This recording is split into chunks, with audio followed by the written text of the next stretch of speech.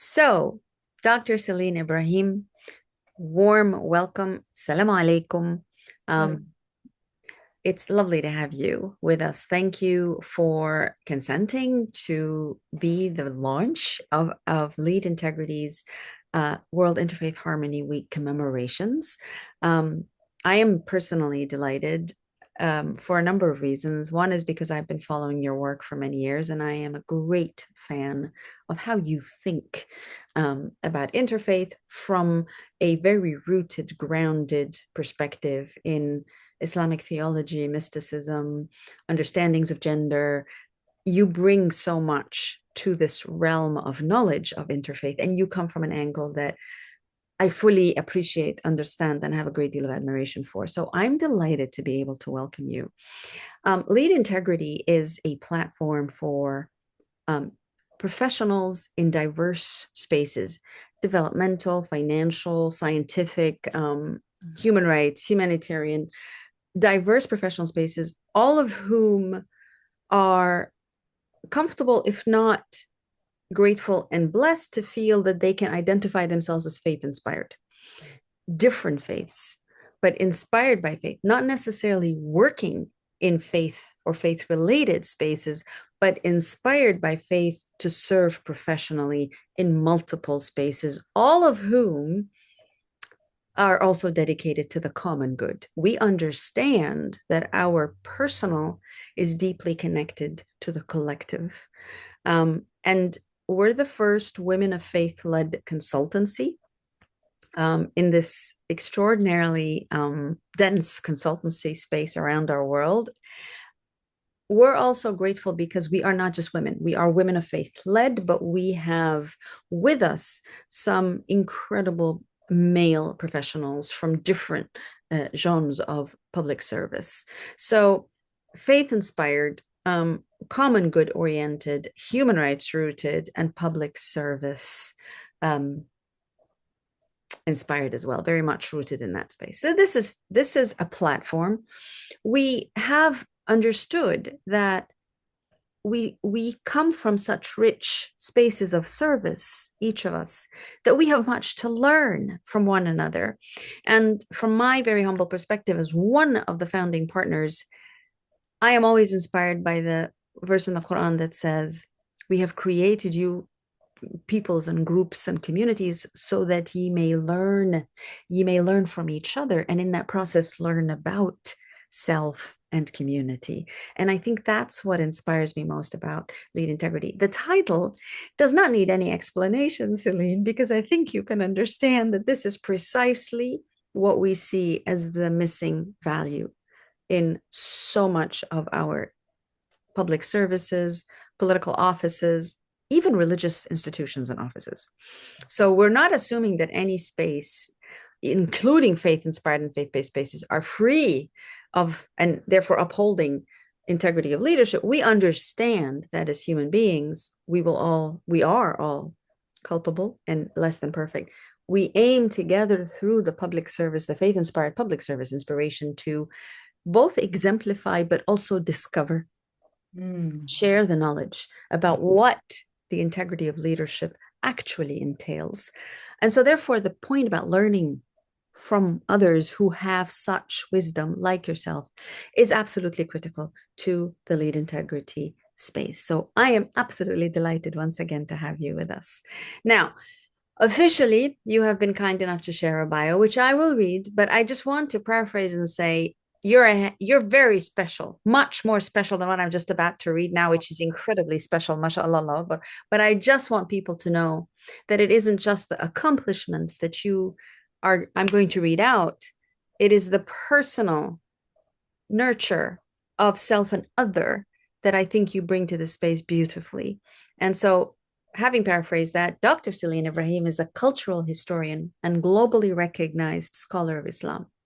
She's best known, and that was how I first got to know you, for Women and Gender in the Qur'an, which was published by Oxford University Press in 2020. And it won the Association of Middle East Women's Studies Book Award and was featured by the American Academy of Religion. She is also the author of Islam and Monotheism, which was published by Cambridge University Press in 2022. Another stellar piece of work, and the editor of One Nation, Indivisible, Seeking Liberty and Justice from the Pulpit to the Streets, which was published in 2019 by Wipf Stock. Which all of these readings I strongly recommend. Excerpts of this book on One Nation, Indivisible, Seeking Liberty and Justice from the Pulpit to the Streets are actually published in the Harvard Divinity Bulletin. Dr. Celene Ibrahim is a frequent media contributor and appears in the Netflix docudrama entitled Testament, the Story of Moses, which came out in 2024, and the PBS production of Islam's Greatest Love Stories, 2025, the most recent. Dr. Ibrahim serves on the religious studies and philosophy, serves on the Groton School faculty in the Department of Religious Studies and Philosophy, and has a number of books which I have shared. Dr. Celene Ibrahim, it is an honor, a privilege, and an absolute joy to have you with us here today to launch with your wisdom our commemoration of Interfaith Harmony Week. And Celene, the floor is yours. Please tell us what brought you to the space of interfaith work in particular. Dr. Azza, thank you so much for that very generous introduction. I'm really honored to be here with you, and I've been tracking your work as well for many years now, and I'm inspired too by this latest step into lead integrity. And I think you've once again gone straight to the heart of it with this idea of integrity, which is something that we can all strive for from our faith perspectives, from our secular work, from the professional lives.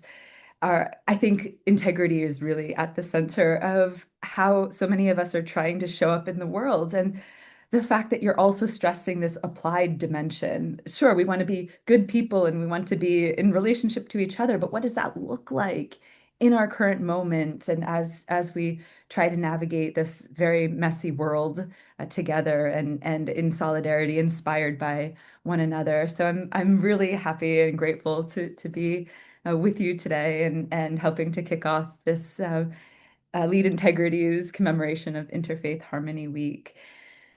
What drew me initially to interfaith harmony and this idea of interreligious relations and working in the professional sphere to solidify collaborations across religious groups and various people who are leaders in their own religious traditions, trying to move their congregations into dialogue.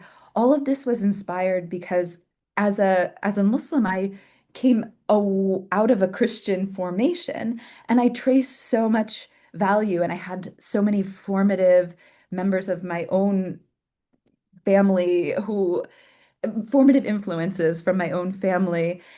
And that experience of moving in from one faith tradition through a study of a number of faith traditions and ultimately landing in Islam gave me a deep appreciation for all of these resources, these spiritual resources that help us cultivate our inner self, our being in the world.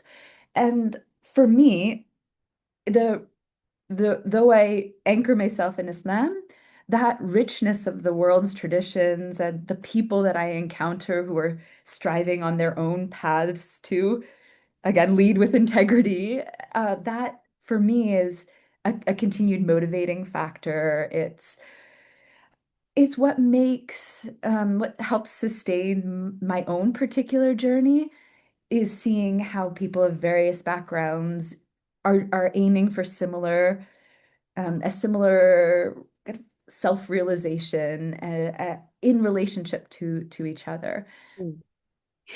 Beautiful, beautiful. Thank you. Maybe you could give us a little bit, and I promise we won't dwell on this, but just a little bit of an understanding of what are the other religious traditions that have been part of the formation for you, please, because you've mentioned them, but we don't know what they are. So just share a wee bit as much as you're comfortable.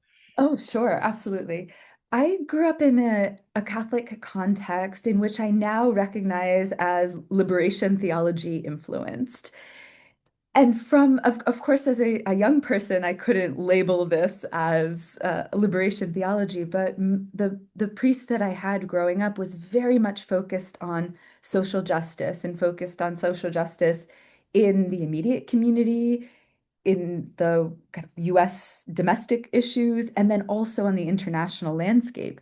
And so, though I didn't realize it at the time, I was getting all of this messaging around what it meant to be a member of community, to be a part of a wider polity, to be a kind of global citizen, to use that language.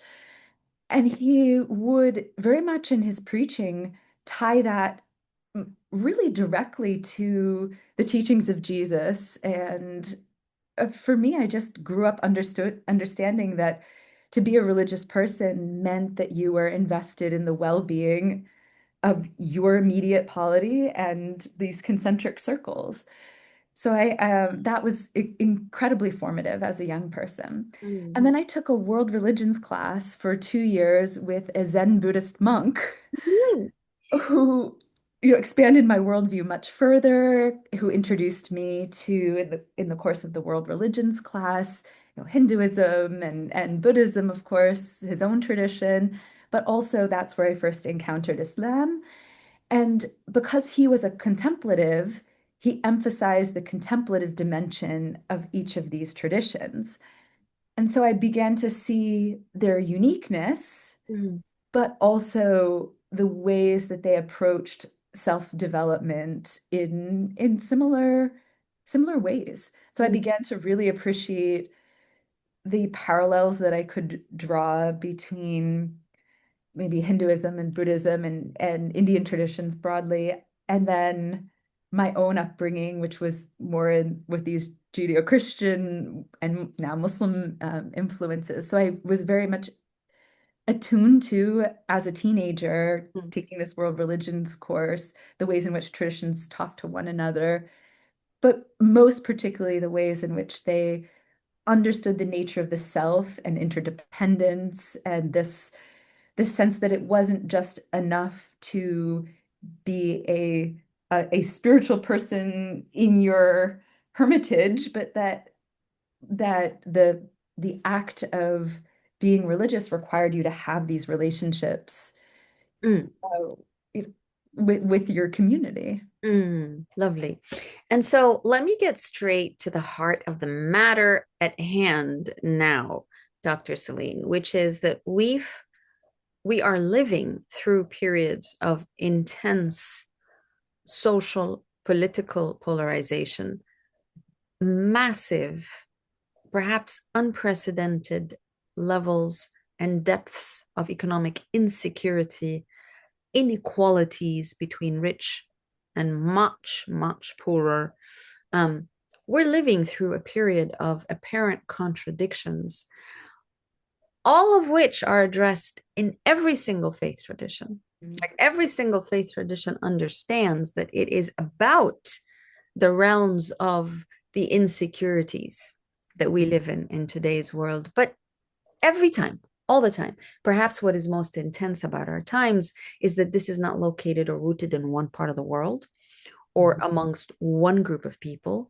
And because of the technological information and revolution of knowledge and information, especially information, one cannot say it's a revolution of knowledge, but because of the speed of learning information and plenty of misinformation, we find ourselves landed with almost everywhere we look. There are massive issues, all of which revolve around misunderstanding, all of which revolve around a certain sense of rampant greed and self-interest on the parts of some. Um, we live in this world, Celene, and the question, especially since the last 2 years, with multiple genocides, but one in particular that has been hitting the Middle East, which has never been a region of peace, but especially traumatic, the genocide against the Palestinian peoples. And frankly, the 20th century, the 21st century, many genocides, many of which we will not speak of, many of which we're desperately trying legally to prove intent thereof. Ultimately, people are dying with no, at the hands of other people, which can be prevented, actually. It's totally preventable. Given our respective shared backgrounds as Muslim women, in academia, in interfaith worlds, in sustainable development, service, in humanitarian relief, etc.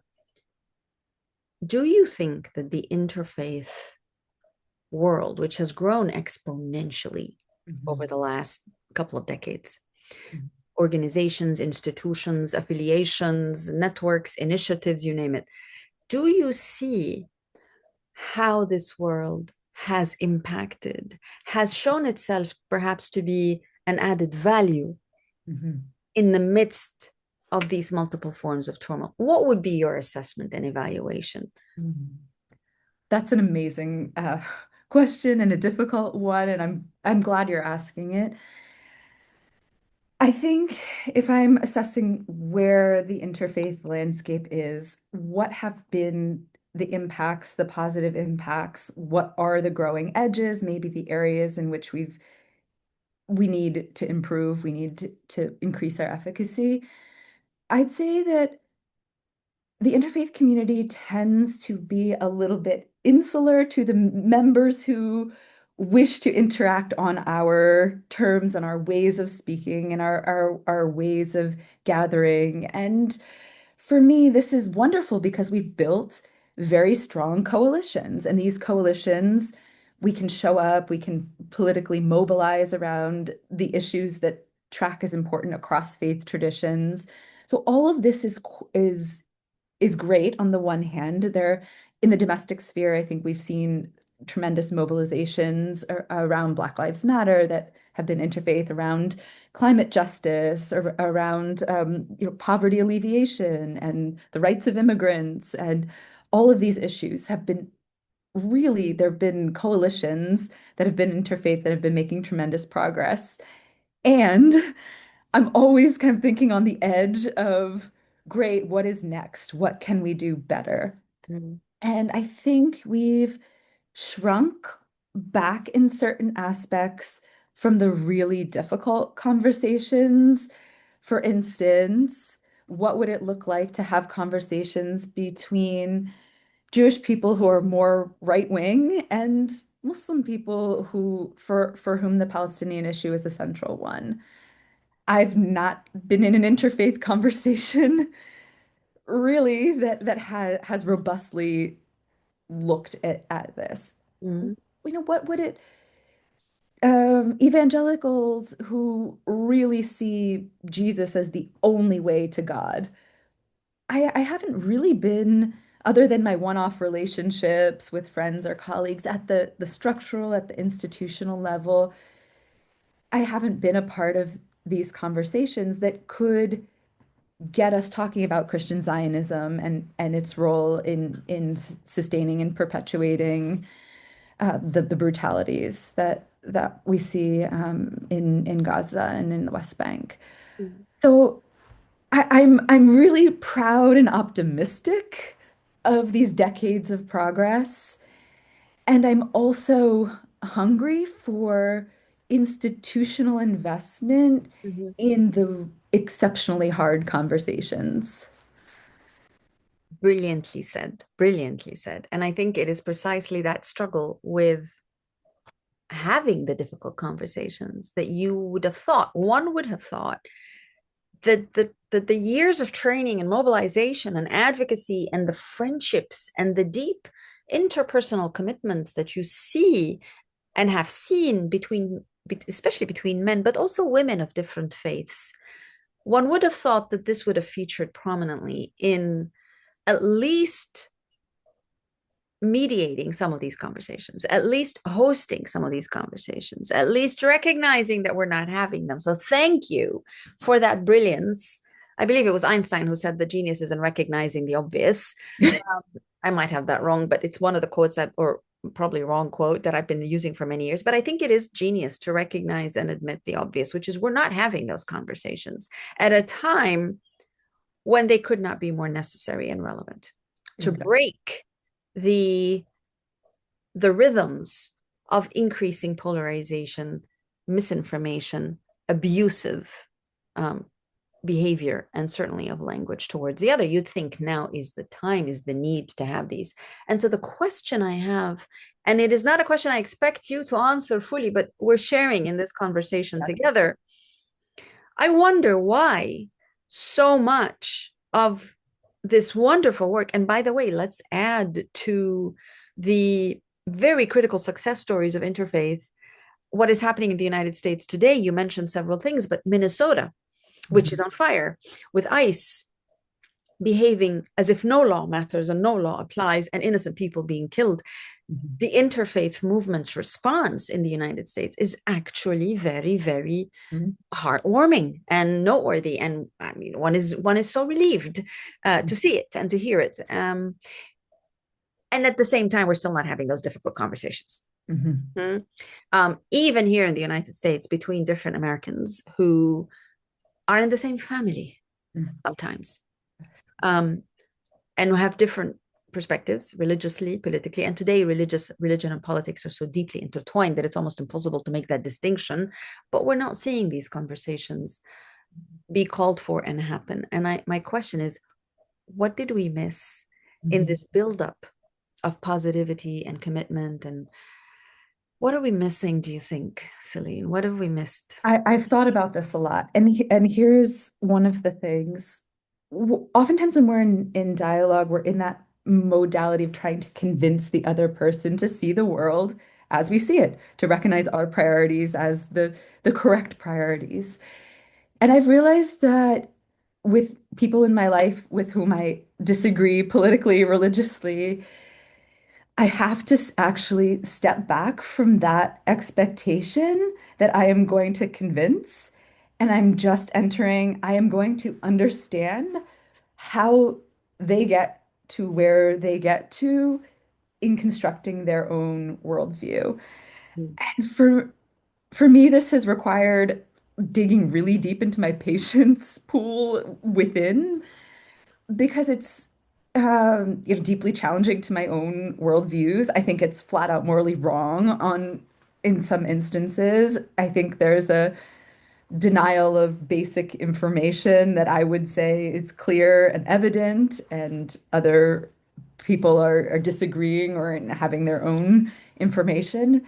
But the more I'm trying to put myself in this modality of understanding how you get to your point of view, it's at least helping me find ways in when I want to then switch into the other modality to say, well, have you considered? And then I can come from an angle that sort of fits within their worldview, but just like slightly shifts it. Mhm. Whereas if we're coming with this place of polarization and we don't agree on the moral premises, we don't agree on what information is sound information, like there really aren't points of agreement. There isn't a place to dialogue. There's nowhere to kind of hold on to. And so it's like you really have to, I think, get inside that worldview perspective in order to start shifting it very gradually, or to have to find a handhold, to find something. Mhm. And so, recently, when I was speaking with someone who I think is a pretty aggressive Christian Zionist, I was running up against the mistrust of basic information, basic sources coming out of the Gaza Strip, for instance. Mhm. And so I had to just basically ask the question, well, what sources would you believe? Mhm. Where would you go to get information? Mhm. And it's almost like entering that person's perspective and seeing Mhm. where they would go. And then it turned out that they really didn't know where to go to get information. And so Mhm. then I was able to say, well, here's a site that you might trust. Here's an Israeli human rights organization There you go. that you might trust. And Yeah, so I very think helpful. just like one little shift, Yes, yes, one huge. That's big huge. One little shift, a huge step for humankind. what else can we do really No, except no, it's like grand. knock our heads? Absolutely, absolutely. And it's brilliant because it's about the sources of information, and we're talking about the age of misinformation par excellence. So the sources of information become the sources of knowledge, Mhm. and for lack of anything else, perhaps some wisdom. That's actually really good. I was just going to say, please give us an example, and you just did. So that's brilliant. Would you say, and it's again, it's one of those questions I'm also grappling with myself. So would you say that the reason we are also avoiding having some of those difficult conversations, or more of those difficult conversations, because you sound like you're having some of them Yeah. already, um, could it have something to do with the fact, because I mean, if we look at the so-called world order, the global institutions, international organizations, the United Nations, which is my, in many ways, my home base, um, would you say that we have invested so much in being diplomatic and tactful and avoiding, Mhm. that perhaps the interfaith world is predicated upon the avoidance of the difficult conversations, just like the multilateral secular international world is about avoiding the difficult conversations, at Mhm. least avoiding the public nature of them, because of course they're happening behind closed doors. But would Mhm. you say that we might have actually walked in those same footsteps, in that same path of avoiding publicity and public hosting of difficult conversations, so much so that rather than becoming um, something we need to do in difficult times, and one of the means of engagement, having difficult conversations in private, that rather than that becoming something we would do and it's odd and not consistent, it has become the norm. Mhm.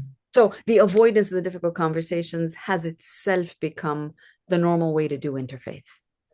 Well, Would and that make sense? oh, totally. And part of the issue is that if you're in dialogue with someone, you're seen from your own peoples as somehow crossing a line, breaking the picket line or something, when you do not have to agree with the person to be in dialogue with them. It doesn't mean you're endorsing their political position, their way of seeing the world, their moral values. It doesn't, it dialogue does not equal endorsement. Mm-hmm. Mm-hmm. If if we're just and there's a place for picket lines too, but if everybody's just on a picket line, the situation is just going to be the status quo. Mm-hmm. So Mm-hmm. I think we need to figure out who are with whom can we be in these dialogues, to what ends. Of course, we have to make sure that we're not being ourselves used as some kind of political tool, or kind of a weapon of normalization, or right. But to be in conversation, it is not endorsement. And that's what we have to keep honing as people who are these border crossing Mm-hmm. voices. Okay, one last challenging question. Well, at least for now. Um, I hear what you're saying, that we need to try to be smart and avoid being used, Mhm. certainly being abused that way. But what if, Celene, what if we have to take that risk? Exactly. And what if, therefore, and this is something I've written about a lot and I have done myself and paid the price, what if we have to pay a price? Mhm. There Mhm. is a cost to Exactly. taking that leap of faith, Mhm. where because things are difficult, because the tension is at its maximum, because people are dying, literally losing their lives, Mhm. because polarization is the norm. Mhm. Therefore, to venture into the difficult conversations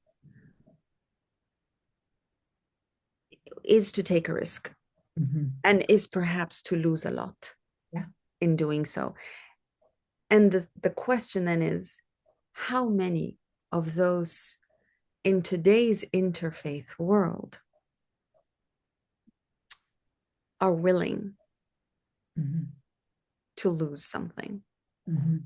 Yeah. There are many, in fact, there's quite a few. I mean, I remember the moment, I think you remember it well too, when um, during the inauguration of President Trump, and he went to church, and a very I think, brave um, woman religious leader, Christian religious leader, Reverend Butts, actually said, you need to be merciful. Let's be merciful. Hmm? And you saw the incredible accolades, but also the very vicious pushback against what she said, because there is always going to be a price.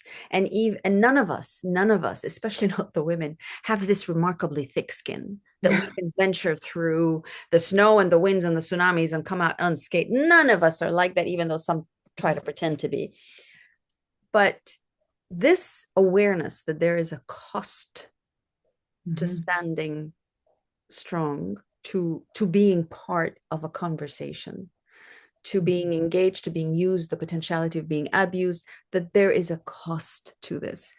Do you really see that many of our current leaders in the interfaith space are prepared and ready Mm. to pay that cost? Yeah. Everything you're saying is absolutely true. I think the example of Reverend Budd, for instance, her risk, I think the way she calculated it was if I do not use my platform in this moment, Mhm. it will be on my conscience, on my right. So she reframed risk entirely Mm. and put it in kind of moral existential terms. Mhm. And so there's the risk in the world that I might get hatred. Somebody might make an attempt on my life, which is a real risk. Somebody, there's all these risks that we can enumerate. But then there's this reframing. I think this is what sort of people of faith can bring to the table, that it is about integrity. It is about your personal integrity. And if you can maintain your sense of personal integrity, then it would seem like the risk rewards calculus shifts in favor of that vision of moral, like shifts in the favor of moral clarity. Mm. Mm. And moral clarity will bring you enemies because that's the nature of the issue. But that's why we look towards the prophetic voices that, yeah, Exactly. they knew the stakes. They Yeah. knew that the stakes were so high. And for me, I'm not a particularly courageous person by disposition. And so that for me is a growing edge of faith, actually, is to lean into this, virtue of moral courage. Mhm. Beautifully said, as always, Celine. And I would, there's only one little point you said that is not little, is pretty big, and I completely disagree with you. You said, for me, I'm not one of those, courageous or whatever. And I actually think it takes a tremendous amount of courage to say that, to recognize one's own limitations.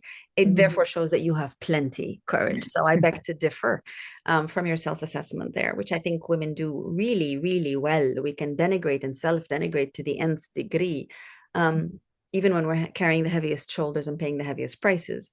Um, no, I think it takes a tremendous amount of moral courage, and actual courage to do what you're doing. And I want to salute you for it. And it's also one of the reasons why you're here to start Interfaith Harmony Week commemorations with us in Lead Integrity. One of the things you said that really struck me, and I hope this can segue nicely into the article that I read that absolutely melted my heart. And it was your dealing with, in Islam, we have the 99 attributes or names of Allah, which are actually supposed to be states of being, of humankind being in those states. We tend to think that they're God's characteristics, when in fact, at least as far as mysticism is Mhm. concerned and teaches, these are meant to be states of being for us to dwell on in order to seek to become. So the merciful, the attribute of mercy of the divine, is not meant to be something we cannot do, but the contemplation thereof is meant to position us in a space where we ourselves can be merciful, not only towards others, which God knows is a big deal already, given what's happening, but actually towards ourselves. Mhm. Yes. Yeah. So that that 99 names about, tell us a little bit about your writing. Tell us what you've discovered. Elaborate, please, for the wisdom of those Mm. listening. So I was working on thinking about interreligious relations through a grounded Muslim perspective. And so the names came to my mind as a way in which we as Muslims inculcate morality along the lines that you've just explained. And so I began thinking about traditions that I had been inspired by and the qualities that come to the forefront of either the image of the divine in that tradition or central aspects of morality that rise to the surface as being particularly important. So, for instance, in my studies of indigenous traditions, I've been just taken aback by this tremendous wisdom that caring for nature is worship. And so I began to think about in the Islamic tradition, what are the ways in which, for instance, that value of stewardship then comes into the Islamic tradition? So I started thinking about names of the divine for that would connect a Muslim to the moral cause of environmental stewardship. So things like El Khaliq, the Creator. creator, right? So, all right, if I am in relation to this being that is the creator, then I am also trying to both, as you're explaining, both revere God, but also realize that inside me is this potentiality to care for life or to bring things into existence. Now I say this as a gardener, right? So when I'm out in the winter, or not in not in the winter, in the winter I'm taking care of houseplants. In the summer when I'm out in the garden, I'm feeling that I'm connecting with the divine in that way of stewardship. And but that's also some way in which we as Muslims can appreciate an indigenous tradition for whom spirituality is caretaking of the earth. And to give maybe a few other examples of how I was trying to reason through interreligious relations, if, for instance, Sikh modalities showing up for in this modality of justice, being a voice of justice in the world, and of course, we have that parallel very strongly in the Muslim tradition. And then we have this name of God that is the just, right? So we revere the divine as this ultimate force of justice, and then we seek in our own lives to inculcate that ability to kind of speak truth, act with honesty, integrity, etc. And so this is it's a divine attribute, but a way in which then we relate to our Sikh interlocutors, and based on this concept of the divine, it's a good starting place for thinking about our point of solidarity. And so that's really what I was doing. I was looking at the divine names and saying which ones have particular resonances. And Christianity is so much about forgiveness and God's love and forgiving nature towards humankind. So of course we have that in the Islamic tradition too, and all of these names that are about forgiveness. Okay, so what does that mean for us Mm, Christian Muslims in relation to each other? beautiful. When I read your article, which I hope we can eventually post a connection or a link to, and I understand that there are obviously academic and copyright issues, so it's not going to happen anytime soon, but you'll let us know when it is possible. Um, but when I had the privilege, thank you so much of reading that the draft of the manuscript that you shared, looking at all these different names of Allah or the characteristics of God and relating them and showing how they relate to other religious traditions, I couldn't help but wonder, are there a few of those that actually perhaps position us as Muslims to be committed to the interfaith? So yes, indeed, respectful of the Hindu and the Sikh and the Buddhist and the various forms of Christian and the various forms of Jewish, etc., etc., etc., and even the agnostics and those who have no, who don't wish to have any faith. That's totally fine. But are there any particular names that come to mind Mm. that call upon us, that should, in a way, give us that call, that urge to be Mm. part of the interfaith, the many faiths Mm. together? In your opinion, Yeah. are there, I mean, you don't have to answer right now, but I'm just No, I could go for so many. That's what I was go just for it. No, like, but oh, go for it. But is there tell us just what comes to one? mind, by all means. Uh, so the name Al-Wakil is like Mm, the trustee, with someone with whom you can trust your affairs.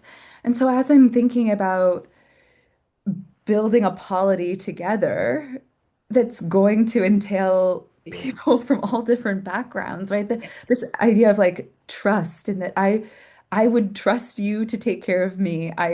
Do you know that Yes, sense it's of brilliant. Well said. Yes. yeah, Yes, absolutely. And it's one of the hardest things, by the way. I mean, all the attributes are very yeah, challenging yeah, when we try to, I'm obviously that's why God is God.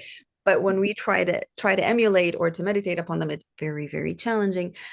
But especially this one I find is where you have to have such absolute faith hmm in the divine that you do not need to control anything anymore. In yeah, fact, you cannot. In fact, you can. And it's really hard for those of us who have had to learn how to cope with everyday life and work harder and do better and we're such control freaks if you think about it. And even faith is like one of the things we need to have in order to control better.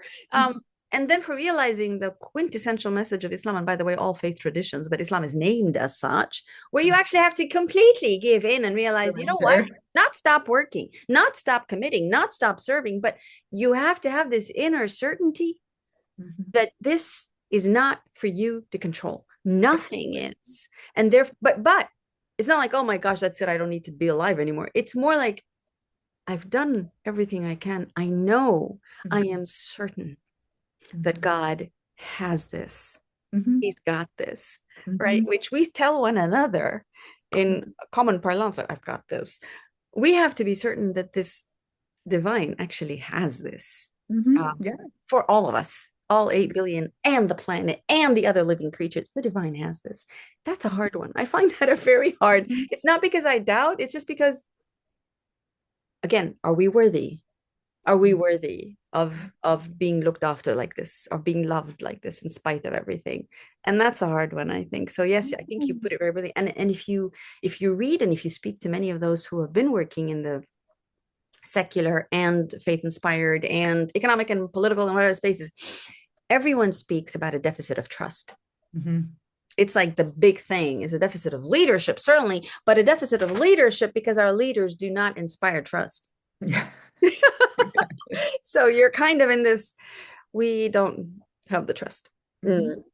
in ourselves. And given what's going on in our environment, we Mhm. have less reason to trust the way things are working out, the sunshine, the water. I mean, we've harmed so much that we can't even trust the elements Mhm. to be to serve us because we have not done a good job of serving it. Like, thank you for your indigenous wisdom. We haven't looked after Mhm. our nature, and nature is letting it be known that this is not okay. Mhm. So how do you trust when Yeah. you cannot trust the elements? You cannot trust one another. You cannot trust your leaders. You cannot trust the institutions. So you've really hit the nail on the head of turning this. Okay, it is the tawakkul, Mhm. the absolute, utter, complete um, placing of trust Mhm. in the divine, that we need to have a little bit of that. So thank you so much for mentioning that. That's exactly what I think and I think if anything, given what we were talking about earlier, with the reactions to the Gaza situation and Palestine in general, the the trust in our interfaith leadership Mhm. and actions has perhaps diminished even more because we've felt a disappointment with the no-show in some cases, or Mhm. the deafening silences in other cases. Mhm. So the trust element is certainly there. And then the question becomes, can we trust one another if we cannot trust in the divine? Mhm. Yeah. And I Wow. think that, yeah. I just, yeah. You've put so much there to think about. Maybe there's a dimension, I think, trust. There's the aql, like the rational intellect, right? You don't trust things that are untrustworthy. And the whole world, we have our shortcomings. Everything is going to have its shortcomings. So, from a Muslim perspective, there really is only one ultimate source of your trust. Like, Mhm. even the people you trust, like, they might be trustworthy 99% of the time, but they might actually fail. Or do you know, like, on a good day? So it's an existential question, but then to turn it inward to say, oh, I want to be a person who Mhm. is trustworthy, right? To be so other people could look to me and say, they are honest, they are upright, they will speak the truth, they will be fair. So it becomes a little bit of a motivation towards like a personal virtue, but then to extend that out, yeah, certain entities are not trustworthy, are not places to be able to invest in. And so there's an element of this discernment that always needs to be a part, right? It's not the only time for us, at least as Muslims, is when it's this ultimate trust is vis-a-vis the divine. But other than that, there's always this element of Yes. discernment. Mm. Indeed, there's a whole surah in the Quran chapter on discernment. Yeah, Um, Furqan, yeah. exactly. And it is kind of mentioned throughout. Um, Yeah. that's a But great this is, I think, really critical where we start to talk about what does faith mean to point. different people, religious people. And I go back to that aql wa tawakkul. So, have your rational intellect and then have faith. And that's the type of, I think, piety that we bring into the world. It is very thoughtful. It is very analytical. It's not necessarily this, oh yeah, I just trust everybody everywhere. It's right. It's aql, like use your rational intellect and then have trust after you've determined that. Can we also add that it's the heart that Mhm. informs the aql? And Exactly. insist perhaps sometimes on the tawakkul. It is that very, very quintessential knowledge that we think emotion is not intelligence, when indeed it is the most discerning form of intelligence, Yes. perhaps. Yes. And when Allah says we have given you um, sight, hearing, and afida, which Yeah. includes the way that your heart forms to provide for your body, there is a very intimate connection, a necessity of using the heart in the discernment process. Because Totally. if we just leave it up to here, sometimes that can drive everybody crazy. Eventually, it certainly does me. So it is that critical connectivity of Mhm. all that the divine has blessed us with. Like, And and I all of think us, no matter what, have that heart. Otherwise, we wouldn't be alive. We wouldn't be alive, simply. Um, that's the part that I really enjoy engaging interreligiously on because different traditions have different practices for like attuning to that inner voice or that inner consciousness or and, absolutely. and so there are like different strategies for it and different forms of prayer and like different physical postures and different modalities of trying to actually silence the chattering of the head so that there can be that intuitive felt sense. So Indeed, yeah, yeah, indeed, that's a great point as well. Well, Celene, you and I can talk we for a can very long we time. can go We on and on enjoy and on. every single second of it, and I just really want to, from the very bottom of my heart, and with my mind, and with all my mind, and the eyes and the ears, the whole thing, all that God has blessed us with. I want to say thank you from the depths of it all. I also want to give you a chance, if you don't mind, to think of think of a conversation with a younger person who is inclined towards um, apathy, distrust, misunderstanding of people from other faiths, from other countries, from other races, from other ethnicities. Um, if you're in a room and you had this opportunity to have a conversation with a younger person and with an older person who are very different, but they share this inclination towards mistrust and apathy and hatred of the other, and just generally whatever. Mhm. What would you want them to know from you? What would be the imparting thought um, that you would like to share with both of them, different ages? Oh, this is so hard. I'm a teacher, right? And we're in midterms. Yeah. And I feel like today I just slammed my own students with a bunch of really hard questions. So it's only See, what goes around comes around. What goes around goes. You landed them with the hard questions. You get one. But it's not meant to, I mean, honestly, it's like speak from your heart, really. What's in your heart? And it doesn't have to be certainty, doesn't have to be the penultimate wisdom. It's what would be in your heart that you would want them to know. Yeah. Oh, I think in these one-to-one encounters, people really do want to know that you are not going to hurt them. And this comes from me sitting next to people who have really said that, oh, I think Muslims want to destroy Christians or this or that, or right. So this is coming from somebody who's kind of had to have, I just want to reassure them that kind of I want what is best for you, right? So, like I can care about you even if we're from kind of different demographic groups or right, like I think at the very essence of it, I don't think it's a very profound answer, but people want to be loved. And so the extent to which you can just show up as a presence for other people, then they see in you someone that they could, they want to be around. And then it's okay if they can see that in you, then maybe they can see that in someone else who looks like you, dresses like you, thinks like you, Mm. comes from the same place that you do. So it's, but I think your question was getting at something much broader, and I'm, Mm. yeah, okay. No, I think actually that's it. That's because each of us will approach it differently, no? And Hmm.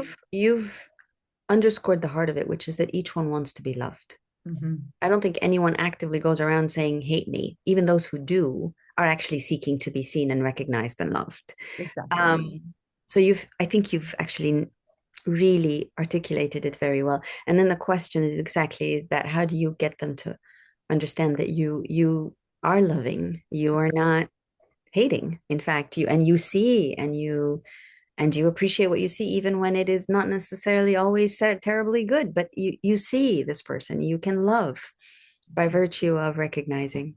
I think even times when people form those really insular groups, it's Mhm. seeking the love of the people in that little insular group. So it's Yes, still, even if they're putting out spikes against everyone else who's not part of their insular group, it's still that impulse to be loved, to be accepted, that is at the heart of it. exactly. I agree completely. Very, very well said. Dr. Celene Ibrahim, it has been an inspiration, a joy, and a genuine sense of blessing to have had this conversation with you. Thank you for helping us launch Interfaith Harmony Week, for the wisdom that you have shared that indeed informs Interfaith Harmony in every way possible. Thank you for your work, for your brilliance and articulation. Um, you are teaching, and I know you will continue to teach all of us more. So may the divine grant you um, many blessings, and especially the blessing of more wisdom, loving wisdom. Why, Yaki, to you as well, Dr. Azza. It's been a pleasure. Thank you. You.